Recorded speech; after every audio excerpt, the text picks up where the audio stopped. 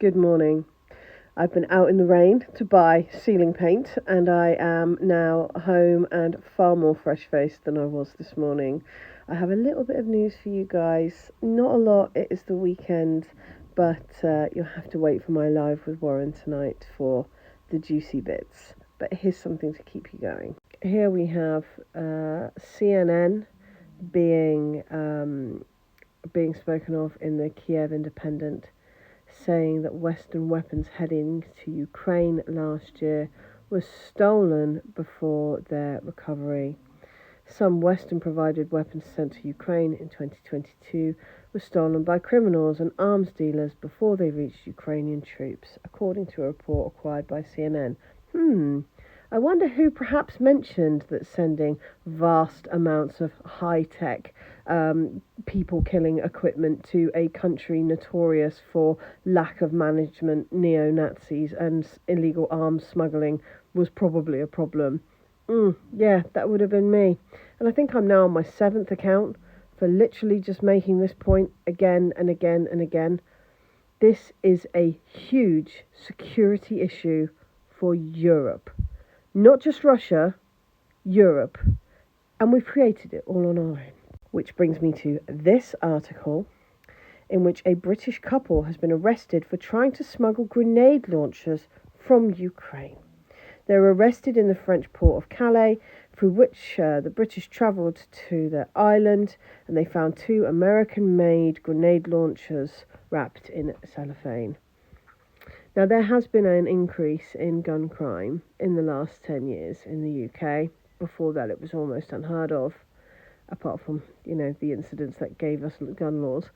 And yet there's been an increase. And the reason for this is because there has become an illegal arms smuggling hub on the outskirts of the EU, with a land border with the EU. Now, I have posited before that I believe that this is absolutely the point of Ukraine being there. One of the points of Ukraine being there for the Americans is that if they can get the baddies to have guns, then they can start selling guns on a domestic level, which makes the military-industrial complex in America an awful lot of money. And I strongly believe that making Europe filled with illegal guns is one of the plans here, because it'll make regular people want to buy guns, won't it?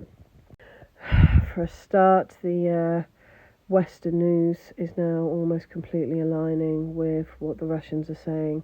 Ukrainians' counteroffensive is failing with no easy fixes. Of course, as we know, what the Western military professionals have said is, hey, move into urban areas, make it more difficult for the Russians to bomb you back because they don't want to hit civilians. That is honestly their military advice.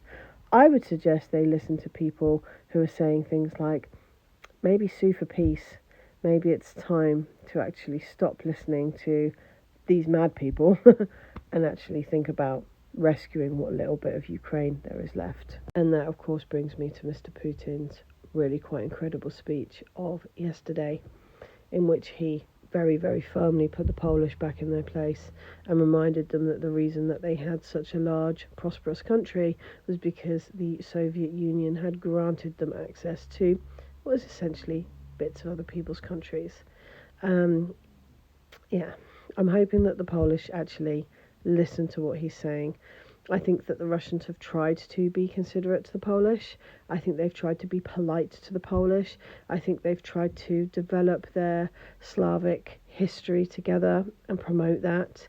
And you know what? The Polish, and by this I mean the Polish government, because as far as I'm aware, the Polish people are not in tune with this whatsoever, has completely thrown that in the face of Russia. Speaking of throwing things in the face of Russia, we see this. How the US is bankrupting the European Union. EU countries paid 1.212 trillion for natural gas in 2.5 years, mostly from Norway and from America. Before the war, a similar amount was enough for Europe to supply gas for 10 years. This is what this war is doing for Europe. It's not impacting Russians. Russians are fine, okay? Russians' lives are getting better. They are on a trend, yes, but they are on an upwards trend. And as we can see here, the Russian economy has now recovered to pre-crisis levels. The exception is the oil and gas sector, which is under the strongest sanctions, but even there is improvement. And I know that many people will say that the Russians lie about their economy. You know, I've looked into this quite a lot and I can't see any evidence of that. The Russians, if anything, are a little bit conservative in their forecast for their own economy and will have really made clear that there is an improvement happening here before they've labelled it. We, as Europeans, need to look at what these sanctions and what this war is costing us. From what I can see, it's costing us cheap resources, contracts of which I'm not sure we will ever get back. It's costing us all of our money, so there's no money for infrastructure, there's no money for nurses. I'm friends with a junior doctor who currently has to receive working tax credits to top up her income. It is wild. What's happening in the UK and across Europe is wild. And not just that, but our security is at risk. We have people trying to bring grenade launchers into the UK.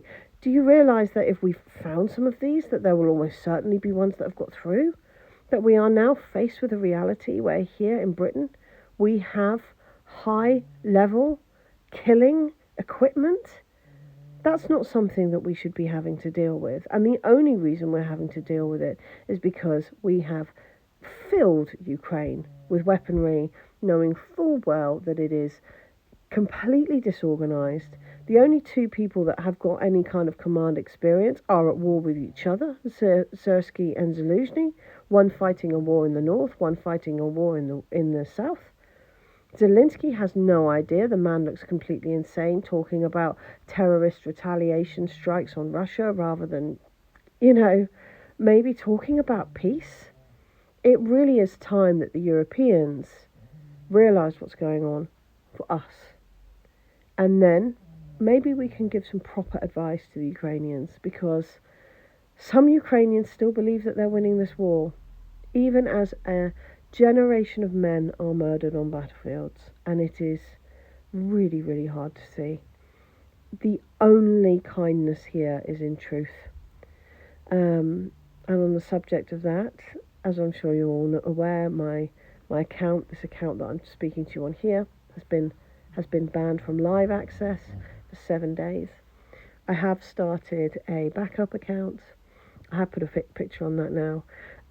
I'll tag it in the comments. Please, please, please, if you're watching this video, just go and add that account. I'll rarely post on it unless I have to, but if we can get it to 1,000 followers, then I can at least do my live with Warren, which this week I am really looking forward to. We both have so much to talk about. We've actually tried to do a couple of lives through the week and just kind of missed each other. So it would be really, really good. I've also got some lives I'm desperate to do with Timo and with Sav. There's so much connection that I want to make with people here in Africa, in Europe, all over the world. And that is all this channel is about. I know that people see me as a traitor and hateful, but honestly, I just want us, the Europeans, to realise that our place in this world doesn't have to be one of war. And I will keep fighting for that, irrespective of how attacked I am. So please, please, please support that vision. Diplomacy is free. And go and add my second backup account. Thank you so much and have a lovely day.